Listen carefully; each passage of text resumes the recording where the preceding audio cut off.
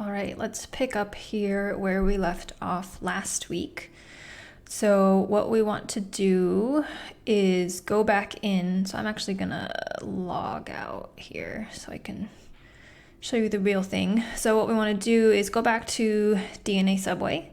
We'll log in using our username and password, and then go back to whatever project you created last week. So I think I told us to name it Bio178 Week 2 Microbiome and your initials. So click on that project.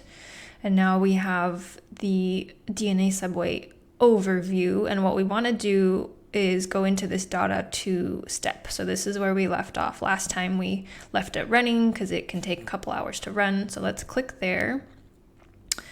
And what we want to do is look at this trim table. So remember what was happening in the DADA2 step was we were trimming all of those low quality reads that we didn't want to include for subsequent analysis steps. So click on this trim table here. It'll load. And the main thing we're interested in is this frequency per sample table. And the main thing within this table that we're interested in is this maximum frequency value here. So what this table is telling us is essentially after all this trimming was done, after we removed all the low quality reads, it's telling us some information about how many reads are still retained for each of our samples.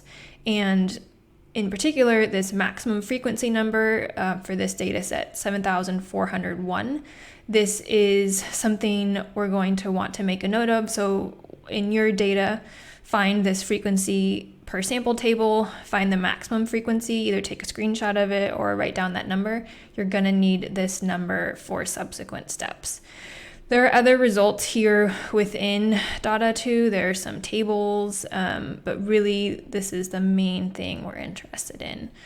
So you can go back and close this out. All of the results are always here within your project. So anytime you want to go back and look at your results, you can. But for now, that was all we wanted to do in this step.